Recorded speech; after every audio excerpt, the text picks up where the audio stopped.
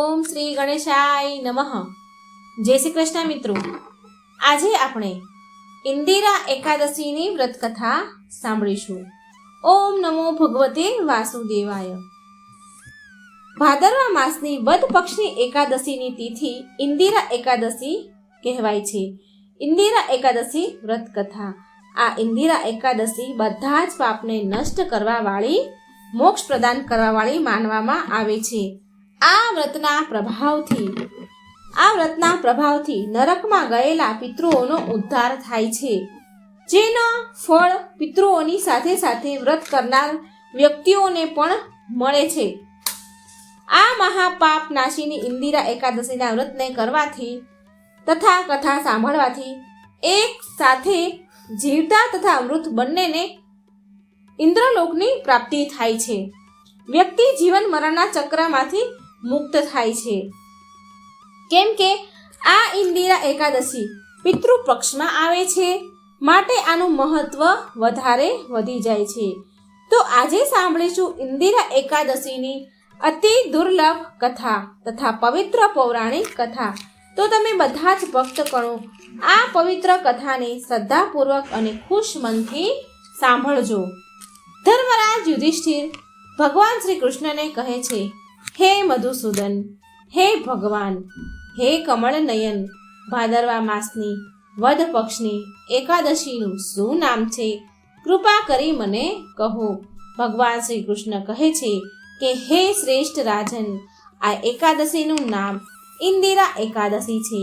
આ એકાદશી પાપોને નષ્ટ કરવા વાળી છે તથા પિતૃઓને અધોગતિથી મુક્તિ દેનારી છે. હે રાજન, ધ્યાનપૂર્વક આ કથાને સાંભળજો. આ કથા સાંભળવા માત્રથી વાજપેયી યજ્ઞનું ફળ મળે છે. વ્યક્તિને હજારો ગૌદાન કર્યા બરાબર પુણ્ય મળે છે. હે રાજન, માટે આ કથાને ધ્યાનપૂર્વક સાંભળજો. પ્રાચીન કાળમાં સતયુગના સમયમાં મહેશ્મતી નામની એક નગરીમાં ઇન્દ્રસેન નામનો એક પ્રતાપી રાજા ધર્મપૂર્વક એની પ્રજાનું પાલન કરતા શાસન કરતા હતા. એ રાજા પુત્ર, પૌત્ર અને ધન આદિથી સંપન્ન અને શ્રી વિષ્ણુના પરમ ભક્ત હતા. એક દિવસ જ્યારે સુખપૂર્વક તેની સભામાં બેઠા હતા તો આકાશ માર્ગથી મહર્ષિ નારદ ઉતરીને તેમની સભામાં આવ્યા. રાજાએ નારદ મુનિને જોઈને હાથ જોડીને ઊભા રહ્યા અને વિધિપૂર્વક આસન અને અર્ધ આપ્યું. સુખથી બેઠેલા નારદ મુનિએ રાજાને પૂછ્યું કે હે રાજન, તમારા બધા જ અંગ કુશળ પૂર્વક તો છે ને? તમારી બુદ્ધિ, ધન અને તમારું મન વિષ્ણુ ભક્તિમાં તો લાગે છે ને? મહર્ષિ નારદની આવી વાત સાંભળીને રાજાએ કહ્યું કે હે મહર્ષિ, તમારી કૃપાથી મારા રાજ્યમાં બધું જ કુશળ મંગળ છે તથા મારે ત્યાં યજ્ઞ કર્મ વગેરે સ્વીકૃત થઈ રહ્યા છે. તમે કૃપા કરીને તમારા આગમનનું કારણ કહો મુનિવર. ત્યારે નારદ મુનિ બોલ્યા કે હે રાજન, તમને આશ્ચર્ય આપનાર હું એક વાત કહું છું. મારા વચનોને સાંભળો.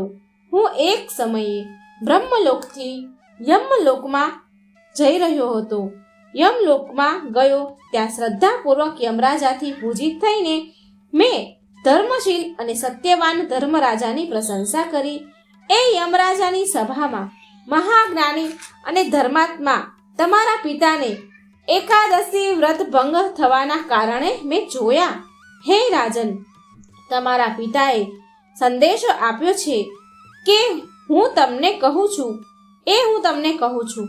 એમણે મને કહ્યું છે કે મારા પૂર્વજન્મમાં કોઈ વિઘ્ન થવાના કારણે હું યમરાજાની નજીક રહું છું. માટે હે પુત્ર, જો તું ભાદરવા માસની કૃષ્ણ પક્ષની ઇન્દિરા એકાદશીનું વ્રત મારા નિમિત્તે કરીશ તો મને સ્વર્ગની પ્રાપ્તિ થઈ શકે છે. આટલું કહીને રાજા મહેશ્મતી રાજા ઇન્દ્રસેન કહે છે કે હે નારદ મુનિ, તમે મને આ વ્રતની વિધિ કહો. તો નારદજી કહે છે, ભાદરવા માસમાં વદ પક્ષની દસમીના દિવસે પ્રાતઃકાળે સવારે શ્રદ્ધાપૂર્વક સ્નાન આદિથી નિવૃત્ત થઈને ફરી બપોરે નદીમાં જઈને સ્નાન કરો અને પછી શ્રદ્ધાપૂર્વક પિતૃઓનું શ્રાદ્ધ કરવું અને એકવાર ભોજન કરવું. પ્રાતઃકાળે બીજા દિવસે પ્રાતઃકાળ થયા પછી એકાદશીના દિવસે દાંતણ વગેરે કરીને સ્નાન કરો અને પછી વ્રતના નિયમોને ભક્તિપૂર્વક સંકલ્પ કરો કે હું આજે સંપૂર્ણ ભોગોનો ત્યાગ કરીને નિરાહાર એકાદશીનું વ્રત કરીશ. હે અચ્યુત, હે પુંડરીકાક્ષ, હું તમારી શરણમાં છું, તમે મારી રક્ષા કરો.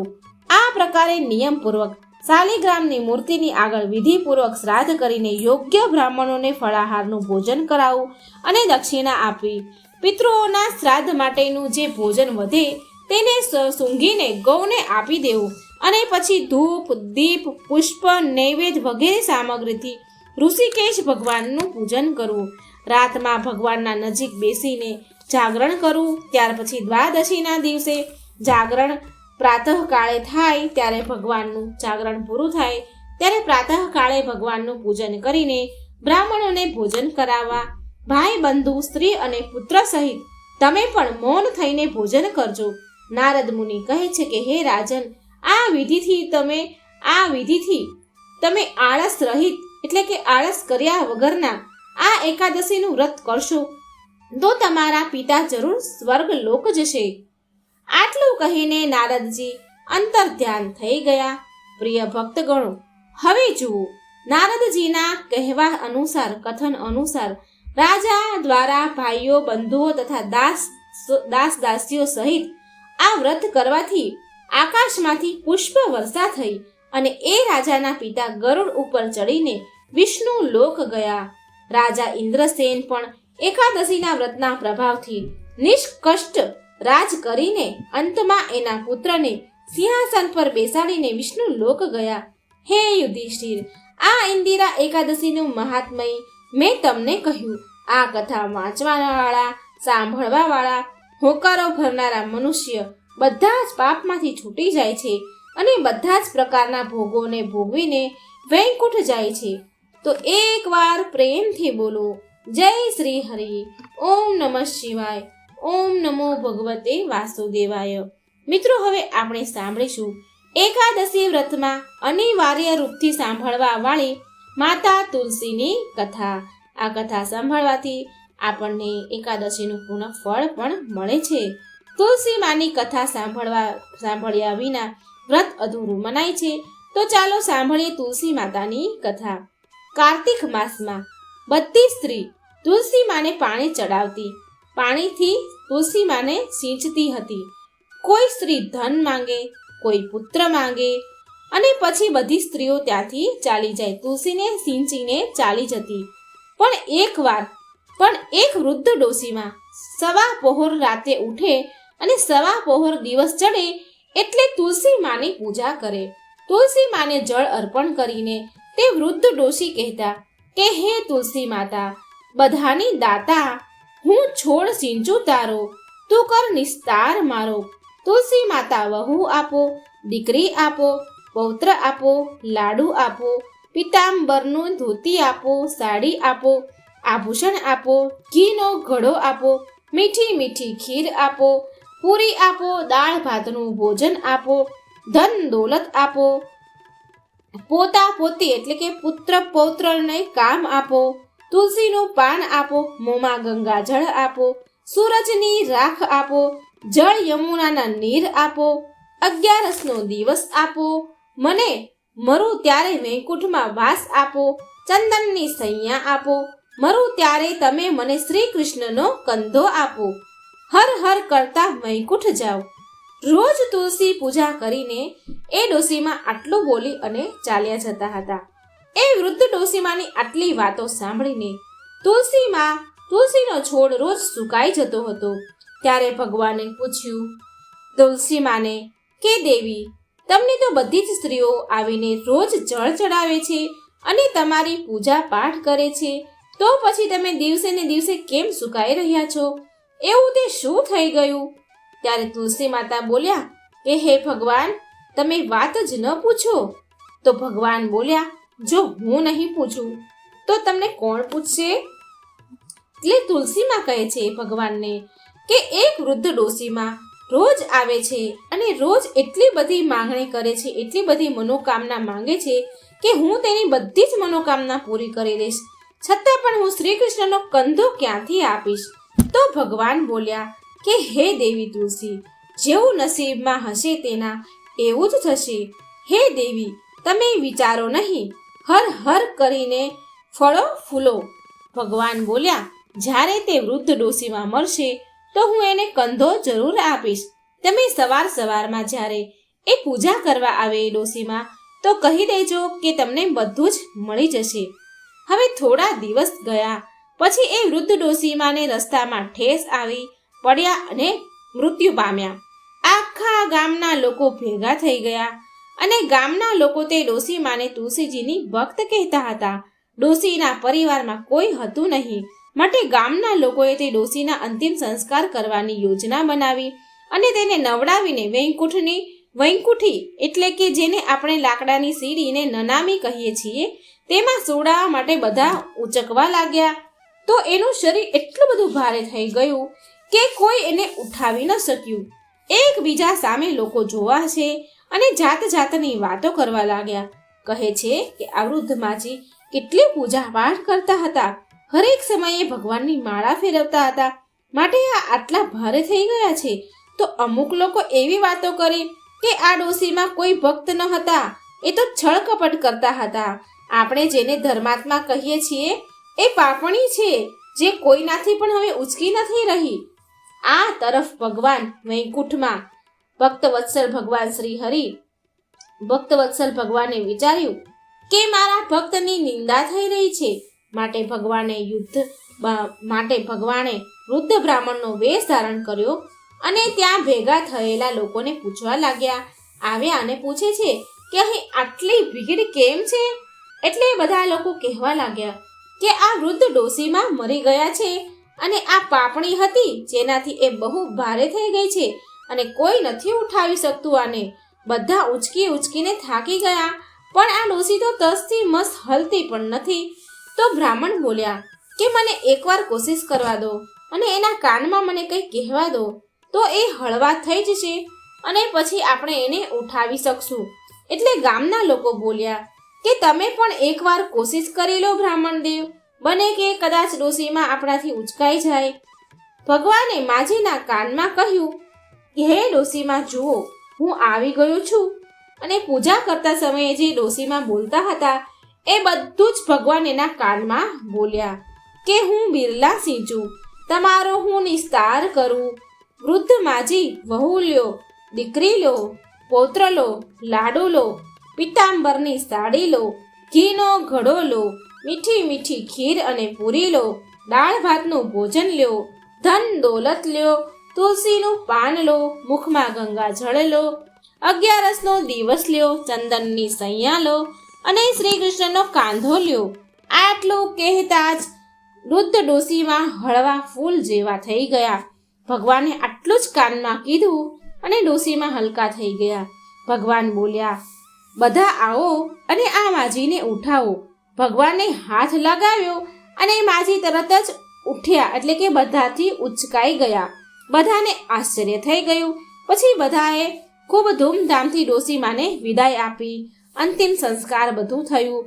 ભગવાન સ્વયં એમને એમના કંધા ઉપર લઈ ગયા. પૂરા ગામના લોકોએ બધી ક્રિયા કરી અને એમનાથી એમને મુક્તિ મળી ગઈ અને એ વૈકુંઠ ચાલ્યા ગયા. બધા જ લોકો જોતા જ રહી ગયા કે જ્યાં સુધી અગ્નિ સંસ્કાર થયા હતા ત્યાં સુધી તો પેલા બ્રાહ્મણ દેવ દેખાતા હતા અને હવે ક્યાં ચાલ્યા ગયા? હવે તો દેખાતા નથી. પછી લોકોને ધીરે રહીને સમજાઈ ગયું કે એ ભગવાન જ હતા જે ડોશીમાને કંધો આપવા આવ્યા હતા. તો હે તુલસીમાં, જેવી રીતે તમે ડોશીમાની મુક્તિ કરાવી એવી રીતે બધાની મુક્તિ કરાવજો. બધાને ભગવાનની કાંધ મળે, બધાને વૈકુંઠ ધામ મળે. ઓમ નમો ભગવતે વાસુદેવાય. ઓમ નમઃ શિવાય. જય તુલસીમાં. મિત્રો, આ પવિત્ર કથાને બહુ શ્રદ્ધાથી અને ખુશ થઈને સાંભળજો. એક અસુર એવો પણ હતો કે જેની તપસ્યાથી ખુશ થઈને શ્રી હરિએ તીર્થોથી વધારે પવિત્ર અને પાવન એને બનાવી દીધો. એક સમયની વાત છે. એક અસુર હતો, એનું નામ હતું ગયાસુર. ગયાસુર ભગવાન શ્રી હરિને પ્રસન્ન કરવા માટે ઘોર તપ કરવા લાગ્યો. એના તપના પ્રભાવથી બધા જ દેવી દેવતા હેરાન પરેશાન થઈ ગયા હતા. એ બધા જ દેવતા મળીને ભગવાન વિષ્ણુ પાસે જાય છે અને ભગવાનને પ્રાર્થના કરવા લાગ્યા કે હે પ્રભુ, એ ગયાસુરના તપના કારણે ઉત્પન્ન થયેલી સમસ્યાનું સમાધાન કરો. બધાની દયનીય સ્થિતિ જોઈને શ્રી હરિને રક્ષા કરવા માટે બધા દેવતા કહે છે. શ્રી હરિ દેવતાઓને શાંત કરે છે, આશ્વાસન આપે છે અને કઠોર તપ કરી રહેલા ગયાસુર સામે શ્રી હરિ પ્રગટ થાય છે. પોતાની સામે એમના આરાધ્યને જોઈને ગયાસુર ભાવ વિભોર થઈ જાય છે. ભગવાન તેની તપસ્યાથી પ્રસન્ન થઈને તેને વરદાન માંગવાનું કહ્યું. એટલે અસુર ગયાસુરે કહે છે, ભગવાનને કહે છે કે તમે મને વરદાન આપો કે હું બધા જ તીર્થ કરતા પણ પવિત્ર થઈ જાઉં. ભગવાન બોલ્યા, એવું જ થશે. તથાસ્તુ કહીને ભગવાને મન વાંછિત વરદાન આપ્યું, જેનાથી દેવતાઓની પરેશાની સમાપ્ત થઈ જાય. પણ આ શું? ગયાસુરના મળેલા આ વરદાનના કારણે પૃથ્વી સૂની થવા લાગી. પણ વ્યક્તિએ અસુરના દર્શન કરે, જે પણ વ્યક્તિ આ ગયાસુરના દર્શન કરે એ મોક્ષને પ્રાપ્ત કરીને ભગવાન પાસે પહોંચી જતા.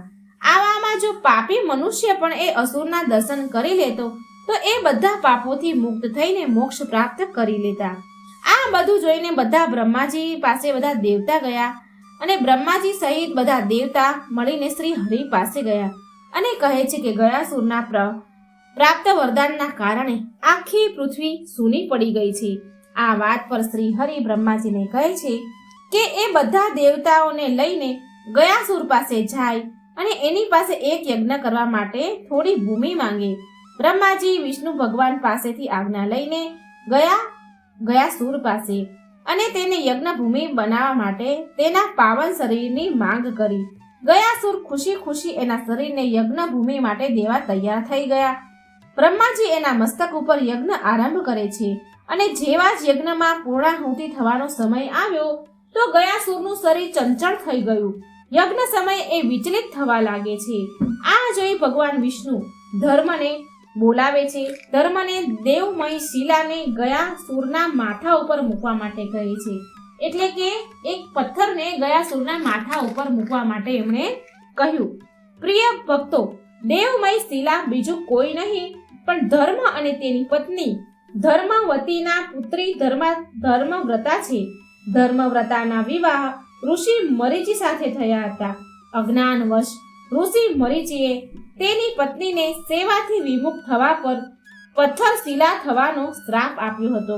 પછી કઠોર તપ કરીને ધર્મવતાએ શ્રી હરિને કહીને આ શ્રાપને પણ વરદાનના સ્વરૂપમાં બદલી નાખ્યું હતું. હવે આગળ જુઓ. જ્યારે શ્રી હરિના કહેવા પર આ શિલાને ગયાસુરના શરીરમાં મૂકવામાં આવી ત્યારબાદ પણ ગયાસુરનું શરીર હલતું બંધ થયું નહીં. હલતું જ રહ્યું, ડોલતું જ રહ્યું. આ જોઈને અન્ય દેવતાઓ સાથે રુદ્ર એટલે કે શિવજી અને બ્રહ્માજી પણ એ શિલા ઉપર જઈને બેસી ગયા કે જેથી શિલા હલતી બંધ થઈ જાય. પણ છતાંય શિલાનું હલવાનું બંધ થયું નહીં. એ દેવતાઓને પણ તેની સાથે ડોલવા લાગ્યા. જે દેવતા હતા એ બધા પણ ડોલવા લાગ્યા. પછી બધા દેવતાઓ હેરાન થઈને શ્રી હરિના શરણમાં ગયા અને ગયાસુરના શરીરને સ્થિર રાખવા માટે સહાયતા માંગી. દેવતાની પ્રાર્થના સાંભળીને શ્રી હરિ યજ્ઞના સ્થાન પર પહોંચ્યા. એ તેમની ગદાધારી રૂપમાં ત્યાં શિલાની ઉપર બેઠા. શિલાને અને અસુરને સ્થિર રાખવા માટે બિરાજમાન થઈ ગયા. શ્રી હરિને પકડેલી ગદાને આદિ ગદા અને આદિ ગદાધર પણ કહેવાય છે. શ્રી હરિના આ સ્વરૂપને આદિ ગદાધર કહેવાય છે. શ્રી હરિના અહીં સ્થિર થવા પર ગયા અસુર પણ સ્થિર થઈ ગયો. પછી ગયાએ દેવતાઓને કહ્યું કે તમે આટલો ઉપક્રમ કેમ કર્યો? જો તમે ભગવાન શ્રી હરિને કહી દે તો હું પહેલેથી જ મારું શરીર સ્થિર કરી દેત. હવે એને શિલાથી દબાવવામાં આવ્યો છે, એટલે કે હવે મને શિલાથી દબાવવામાં આવ્યો છે. માટે ગયાસુરે દેવતાઓ પાસેથી વરદાન માંગ્યું. દેવતાઓએ કહ્યું કે તીર્થ સ્થાન માટે ગયાના શરીરને સ્થિર કરવામાં આવ્યું છે. માટે બધા જ દેવતાઓ સાથે શ્રી હરિ, બ્રહ્મા અને શિવ આ ત્રણેય અહીં નિવાસ કરશે. આ સ્થાનની પ્રસિદ્ધિ બધા જ તીર્થોથી વધારે હશે અને પિતૃ વગેરે માટે આ ક્ષેત્ર બ્રહ્મલોક પ્રદાન કરવા વાળું હશે. આમ કહીને બધા જ દેવી દેવતા ત્યાં વાસ કરવા લાગ્યા અને ગયાસુરનું શરીર એક પવિત્ર પાવન તીર્થ સ્થાન બની ગયું, જે આપણે અત્યારે ગયાજી કહીએ છીએ. ગયાજીમાં જઈને શ્રાદ્ધ કરીએ છીએ તો આ એ ગયાજી છે જે પિતૃઓને મોક્ષ પ્રદાન કરે છે.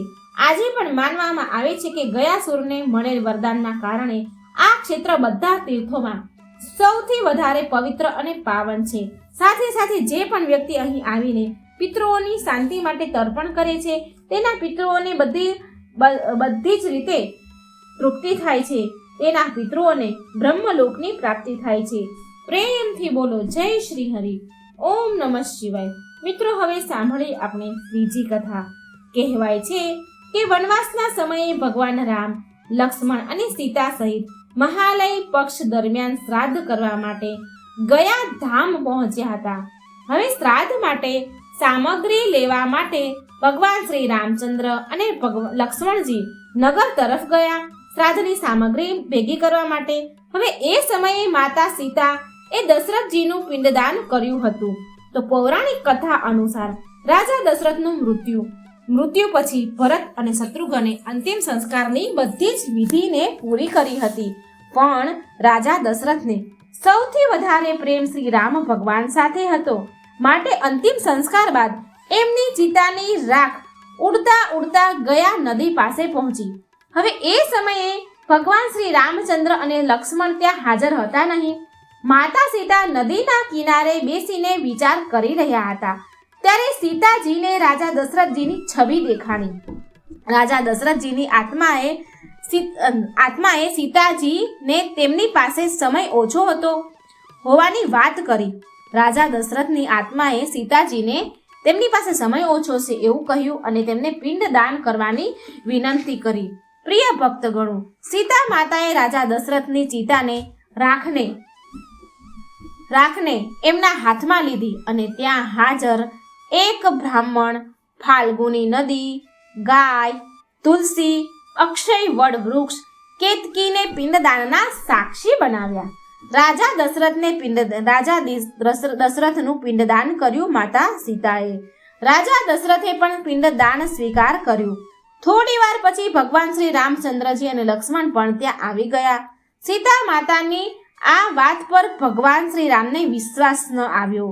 ત્યાર પછી ભગવાન શ્રી રામને ક્રોધિત જોઈને બ્રાહ્મણ, ફાલ્ગુની નદી, ગાય અને કેતકી ખોટું બોલ્યા. પિંડદાનના સાક્ષી હોવા છતાં પણ એમણે ના કહી દીધી અને અક્ષય જે વડ વૃક્ષ હતું એણે સાચું બોલીને માતા સીતાનો સાથ આપ્યો. આવામાં સીતાજી ક્રોધિત થઈ ગયા અને એ ચારેય જીવોને શ્રાપ આપી દીધો. ફાલ્ગુની નદીને શ્રાપ આપ્યો કે એ જળ વિહીન રહેશે, એ નામ માત્રની જ નદી રહેશે. કેતકીને આ ફૂલને શ્રાપ આપ્યો કે તારું ફળ કોઈ પૂજામાં કામ નહીં આવે, માટે કેતકીનું ફૂલ પૂજામાં વર્જિત છે. ગાય અને બ્રાહ્મણને શ્રાદ્ધમાં ફરી સાક્ષી બનવાનો શ્રાપ આપ્યો અને અક્ષય વડ વૃક્ષને સાથ આપ્યો તો એમને સાચું બોલ્યું હતું એટલે એમને વરદાન આપ્યું કે તારી આયુ દીર્ઘ આયુ થાય અને જે પતિવ્રતા સ્ત્રી તારી પૂજા કરે એના પતિની પણ દીર્ઘ આયુ થાય. પ્રિય ભક્તગણો, તો આવી રીતે માતા સીતાએ એમના સસરાનું પિંડદાન ગયાજીમાં કર્યું હતું અને તેમને મોક્ષ પ્રદાન કર્યો હતો. પ્રેમથી બોલો જય શ્રી હરિ. ઓમ નમઃ શિવાય. મિત્રો, એક વારની વાત છે. એકવાર એક બ્રાહ્મણે વિચાર્યું કે મારા પૂર્વજ હરેક સમયે મીઠા મીઠા પૌવા અને ખીર વગેરે ખાય છે, તો આ વખતે એમને કંઈક અલગ શ્રાદ્ધમાં ભોજન પીરસું. આમ વિચાર કરીને બ્રાહ્મણે બકરાની બલિ ચડાવવાનો વિચાર કર્યો અને તૈયારી કરી. એ બ્રાહ્મણના શિષ્ય બકરાને નદીમાં સ્નાન કરવા માટે લઈ ગયા. હવે નાતા સમયે બકરો એકાએક જોર જોરથી હસવા લાગ્યો. પછી એકાએક તત્કાળ દુઃખના આંસુ વહાવા લાગ્યો. એના આ વિચિત્ર વ્યવહારથી હેરાન થઈને એના શિષ્યએ બકરાને આવું કરવાનું કારણ જણાવવા માટે કહ્યું. તો બકરો બોલ્યો, કારણ તો હું તમારા ગુરુજી સામે જ કહીશ. પછી બંને શિષ્ય એ બકરાને લઈને તે બ્રાહ્મણ એટલે કે એમના ગુરુજી પાસે લઈને આવ્યા. બ્રાહ્મણ સામે બકરાએ કહ્યું કે હું પણ એકવાર બ્રાહ્મણ પુરોહિત હતો, તો એકવાર મેં પણ એક બકરાની બલિ ચડાવી હતી, જેની સજા આજે હું પણ ભોગવી રહ્યો છું. ત્યારથી લઈ અત્યાર સુધી 499 જન્મમાં મારું ગળું કાપવામાં આવ્યું છે અને હવે ગળું કાપવાનો અંતિમ વારો છે. આ વખતે એને ખરાબ કર્મ કરવાનો છેલ્લો દંડ ભોગવવાનો હતો, માટે એ પ્રસન્ન થઈને હસી રહ્યો હતો. પરંતુ એ દુઃખી થઈને એટલા માટે રડતો હતો કે હવે પછી એ ગુરુજી જે બ્રાહ્મણ એનું ગળું કાપવાના હતા તો એને 500 વાર કાપવામાં આવશે, એનું ગળું 500 વાર કપાશે. બ્રાહ્મણ ગુરુએ બકરાની વાતને ગંભીરતાથી લીધી અને એણે બલિની યોજના સ્થગિત કરી દીધી, ટાળી દીધી તથા એના શિષ્યોને બકરાની સુરક્ષા કરવાની આજ્ઞા આપી. પરંતુ બકરાએ બ્રાહ્મણને કહ્યું કે આવું સંભવ નથી, કેમ કે કોઈ પણ સંરક્ષણ એના કર્મોને નષ્ટ નથી કરી શકતા, કેમ કે કોઈ પણ પ્રાણી એના કર્મથી મુક્ત નથી થઈ શક્યો. જ્યારે શિષ્યગણ એ બકરાને લઈને યથોચિત સ્થાન પર પહોંચવાના હતા, જઈ રહ્યા હતા તો રસ્તામાં એક ઝાડ હતું. ઝાડની ડાળીના કોણા પાન જોઈને બકરાએ મોઢું ઊંચું કર્યું ત્યારે એકાએક વ્રજપાત થયું, એટલે કે એક ઝાડની ઉપર પહાડ હતા. પહાડ ઉપર સ્થિત એક મોટી ચટ્ટાન એટલે કે બહુ મોટો પથ્થરનો એક ટુકડો નીચે પડ્યો અને એકાએક પથ્થરનો મોટો ટુકડો એક બકરાના ગળામાં વાગ્યો અને અચાનક જ એક જ ક્ષણમાં બકરાનું માથું ધડથી અલગ થઈ ગયું. તો આવી રીતે જેવું કર્મ કરીએ છીએ એવું જ ફળ મળે છે. એ કાપ્યું કપાતું નથી, એ ભોગવવું જ પડે છે. પ્રેમથી બોલો જય શ્રી હરિ. ઓમ નમઃ શિવાય. પ્રિય મિત્રો, આ કથા તમને અત્યંત પસંદ આવી હશે તો એક લાઈક જરૂર કરજો અને ચેનલને સબસ્ક્રાઈબ જરૂર કરજો. આટલી સરસ મજાની પવિત્ર કથાને શેર પણ જરૂર કરજો. આશા રાખું છું મિત્રો તમને આ વાર્તા પસંદ આવી હશે. તમારું જીવન સુખમય રહે, આનંદમય રહે, મંગલમય રહે એવી મારી પ્રભુને પ્રાર્થના છે. જય શ્રી કૃષ્ણ. રાધે રાધે. Thank you.